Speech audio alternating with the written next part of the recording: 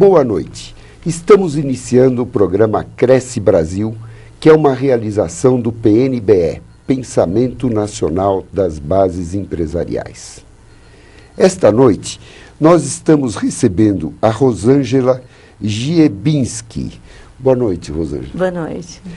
A Rosângela Giebinski vem fazendo um trabalho de uma importância vital para o Brasil.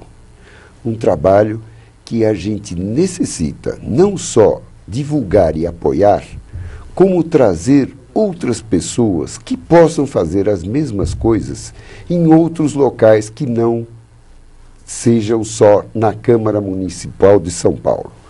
Rosângela, você que é do voto consciente, poderia explicar para nós como é que nasceu e como é que funciona o voto consciente?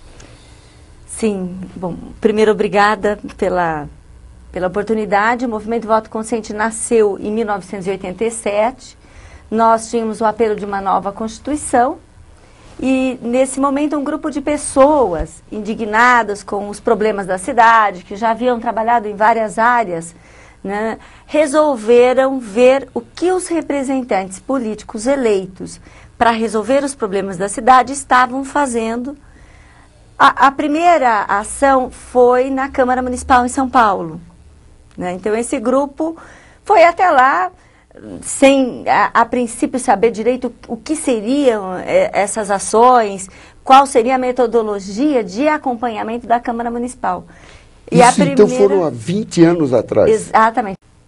Né? E nesse momento foi um grande espanto, porque não haviam grupos organizados, as organizações não governamentais no país também estavam iniciando esse caminho, né, de participação, principalmente na política. A primeira reação dos vereadores, no caso de São Paulo, foi de espanto. Quem vocês são? O que vocês fazem aqui? O que vocês querem e estão amando de quem?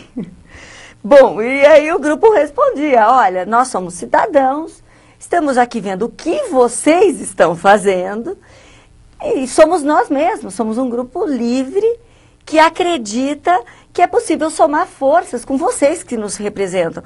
Nós temos uma visão de cidade, de problemas que a gente quer estar dividindo com vocês e até vendo o que vocês pensam como solução para esses problemas. Então foi uma relação assim.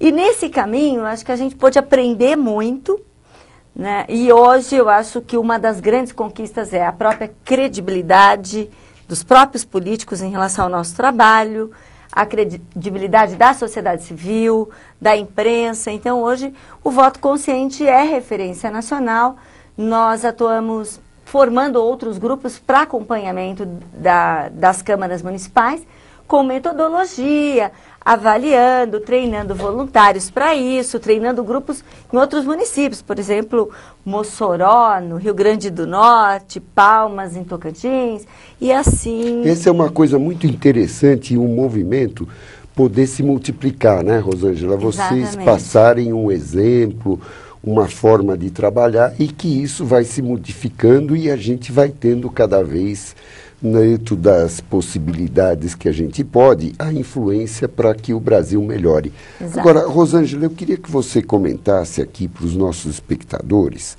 sobre o projeto de resolução que foi aprovado agora na Câmara Municipal e que o Voto Consciente e o PNBE entraram com uma representação no Ministério Público contra esse projeto de resolução. Conta para nós aqui o que aconteceu. Exatamente. Olha, o que nós, nesse trabalho de acompanhamento do que os políticos estão fazendo na busca de solução aos problemas, nós, nesse acompanhamento, nos juntamos sempre a outras organizações questionando projetos, políticas públicas propostas, enfim. Foi exatamente isso que aconteceu em relação a esse projeto. A Câmara Municipal de São Paulo propõe um projeto de autoria da mesa diretora da Câmara, onde eles apresentam uma reforma administrativa da Casa, né, alterando a forma de prestação de contas da verba de gabinete dos vereadores, criando cargos, comissionando outros cargos da assessoria técnica da Casa E nós gostaríamos, então, naquele momento, de discutir essas questões e perguntar a importância desse projeto, que ele aumenta gastos, e questionar, inclusive, a prioridade desses gastos em função de outras prioridades na cidade. A gente sabe que a cidade tem aí N demandas, carências para o bom uso do dinheiro público.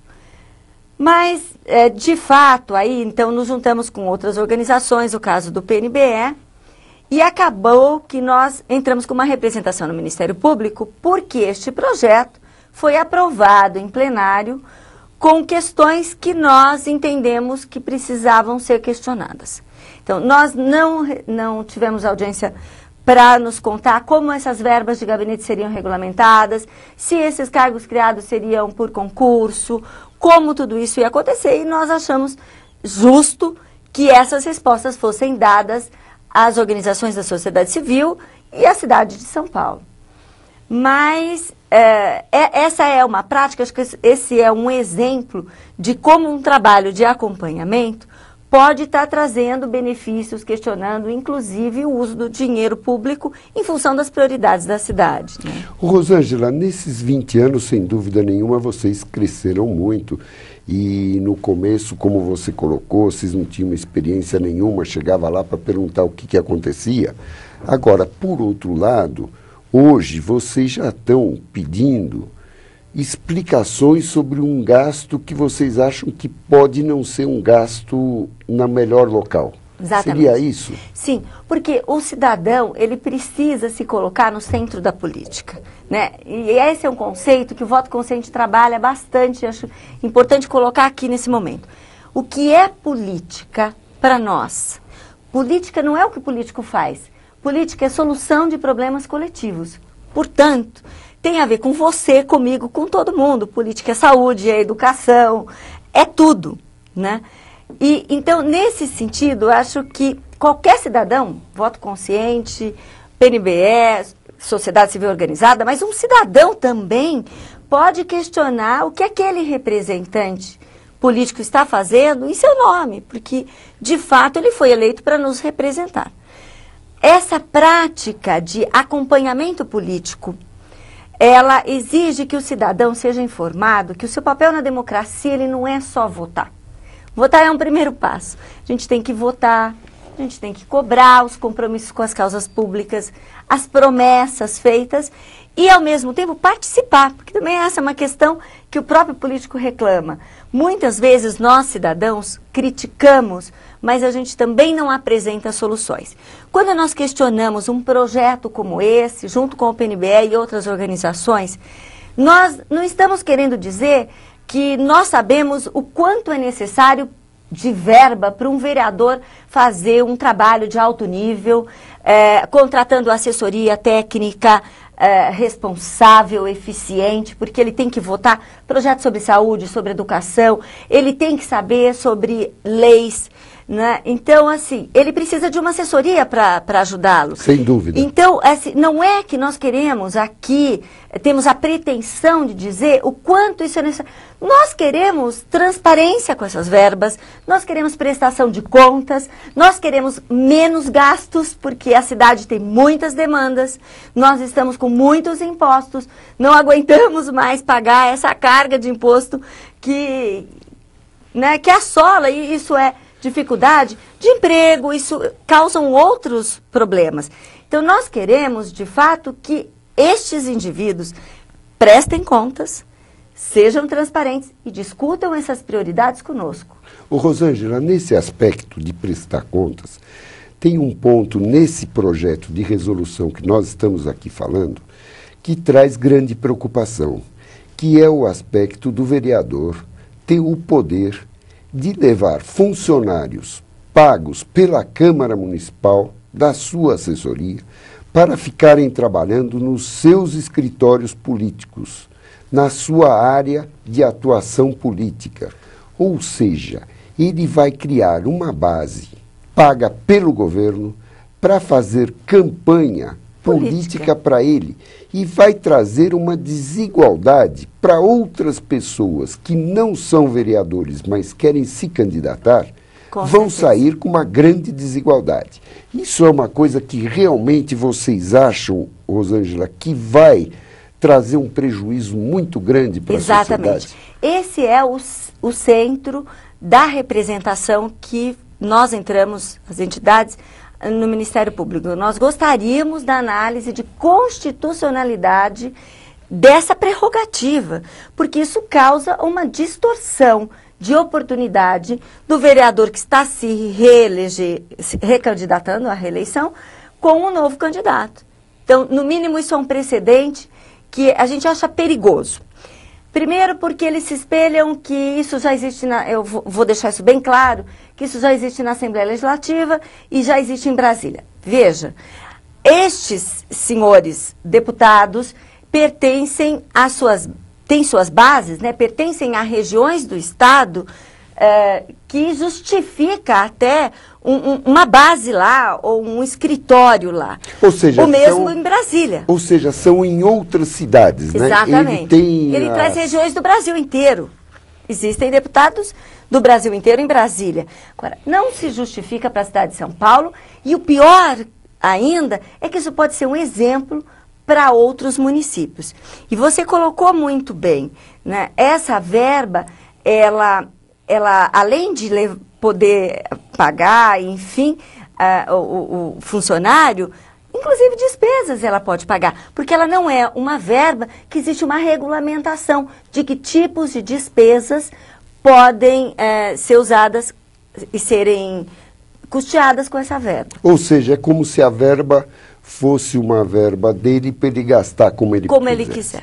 Ô, Rosângela, eu queria que você colocasse aqui para nós, comentasse com a gente sobre o aspecto do dia da votação desse projeto de resolução.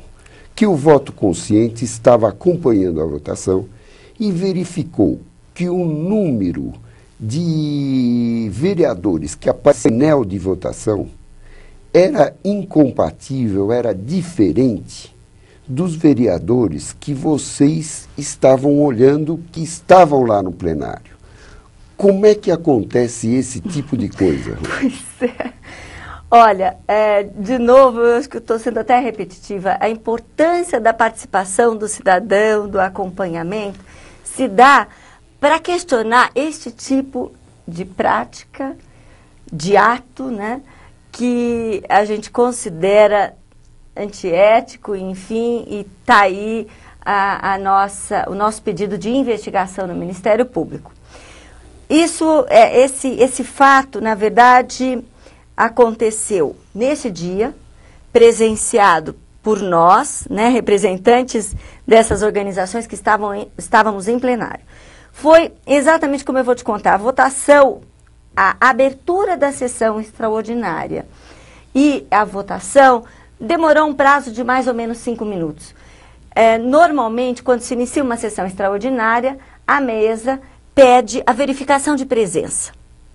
Nesse momento que foi pedido a verificação de presença, e para que seja verificado se há número regimental de vereadores para apreciar e votar, enfim, o projeto.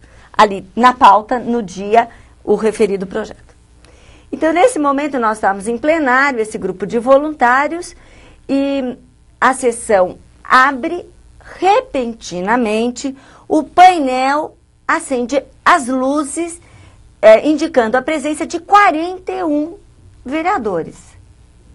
E nós olhávamos para o plenário, porque as galerias na cidade de São Paulo são altas, o plenário é embaixo, nós olhávamos, contávamos e tentávamos anotar ali informalmente o número de vereadores presentes, mas estranhávamos porque nem para apertar o botão eletrônico que aparece no painel, nós não dava para ter dado tempo de se apertar esse botão